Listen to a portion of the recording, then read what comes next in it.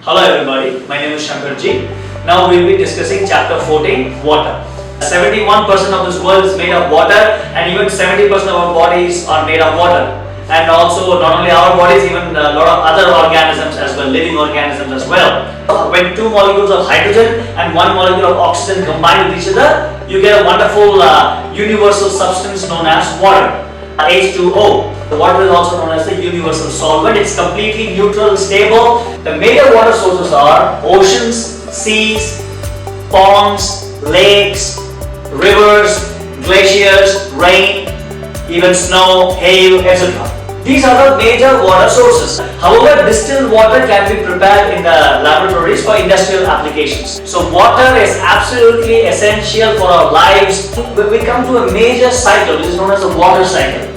Because water has to be rotated. I mean, just like money has to be rotated. I mean, sometimes money is with me, sometimes the same money goes, the currency goes somewhere, it keeps rotating. So water also keeps rotating. So the study of water in its various states and formations is known as water cycle.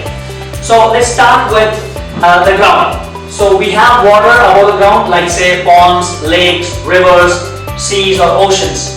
But when the sunlight, what happens when sun rises through the day? From morning to evening, sun is there, sunlight is there. So the water evaporates from the upper parts of the various water bodies like lakes, ponds, rivers, oceans, even artificial lakes and reservoirs.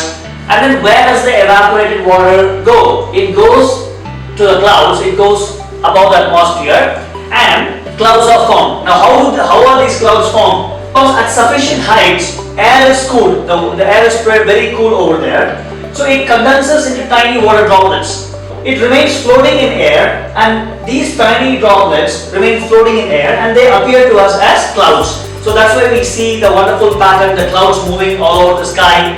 The evaporated water becomes clouds, and then when they are not unable to sustain any more water, they come down in the form of rain, snow or hail, and then once again the water on the ground is replenished.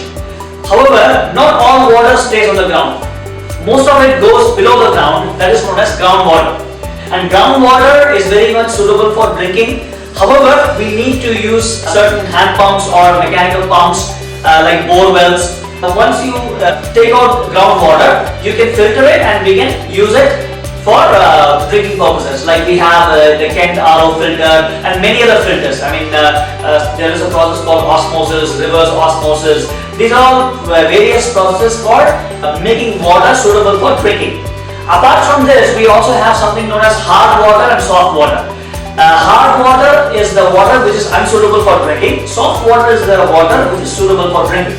Because hard water normally is the sea water or the ocean water, because it's known as saline water. It has a lot of salts which we cannot consume, which is not efficient for drinking.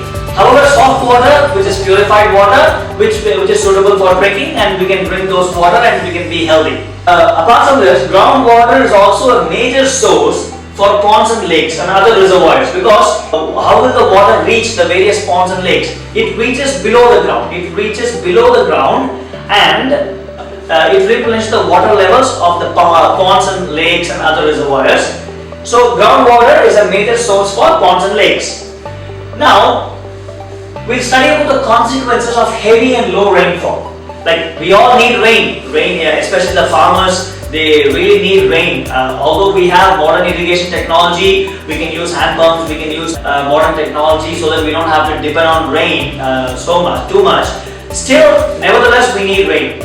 But we need rain only in the required amounts. If it's a heavy rainfall or a low rainfall, it is still not advisable. If certain areas like the wettest place in the whole world is in India, it's in a place called Mozambique in Meghalaya, which is in northeastern India, followed by Cherrapunji, which is just nearby Mozambique in Meghalaya, India. It receives a tremendous rainfall all throughout the year. It's the wettest place on earth. However, the biggest drawback of heavy rainfall is everything is so wet. I mean, it's a little bit irritating. However, it's still advisable to have a lot of water. That's good. But what about those areas in desert areas where you receive low rainfall, like in Rajasthan in India, or maybe in Atacama Desert, which is the driest place on earth?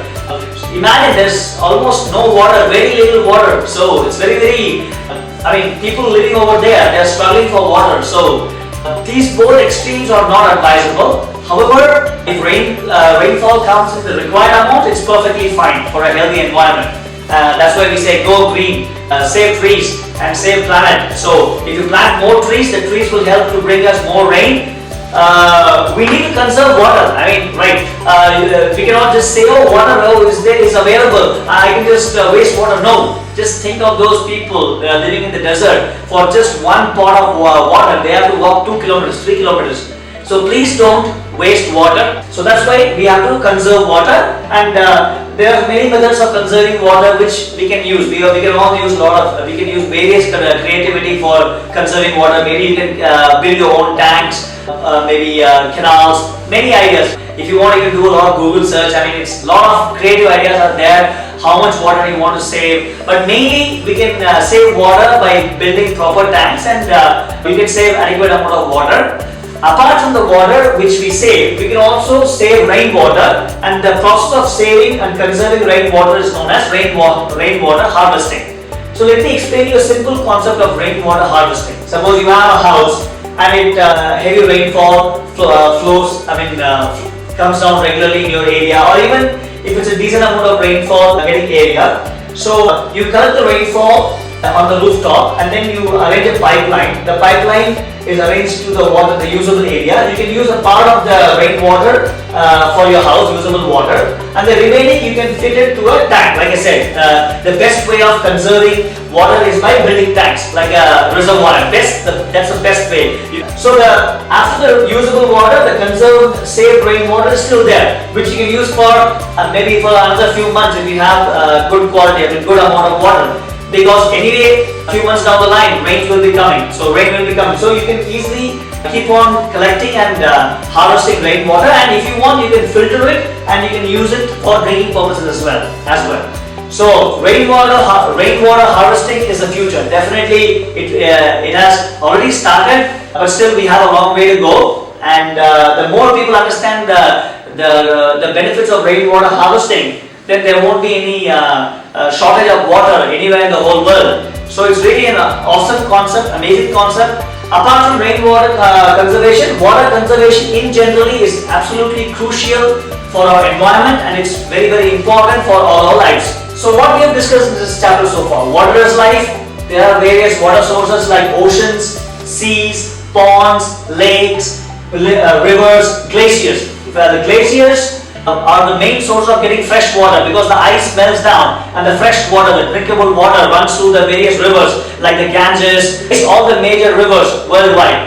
So glaciers very important, like the icebergs and all those. Antarctica is an entire continent made of ice. It's the only uninhabited continent on a full-time basis. However, scientists go there and live and work, research there on a regular basis. So these are the various water sources. Then we discuss about water cycle, how water is recycled from the groundwater, it goes to the sky, it comes back again as rain, and then how the groundwater is also a major source for ponds and lakes, which we discussed, and how the clouds are formed, because the clouds are formed when the air is cooled and it condenses into tiny water droplets. And the tiny water droplets remain floating in the air, and they appear to us as clouds. Even though they appear to us as solid clouds, they are actually not solid, they are actually liquid. They are tiny water droplets. They just keep floating in the air, they appear as clouds. And we discussed the consequences of heavy and low rainfall. We discussed about water conservation and about rainwater harvesting. These are some basic and essential aspects of water. So if you have any doubts or suggestions, please let us know in the comment section below. Have a nice day.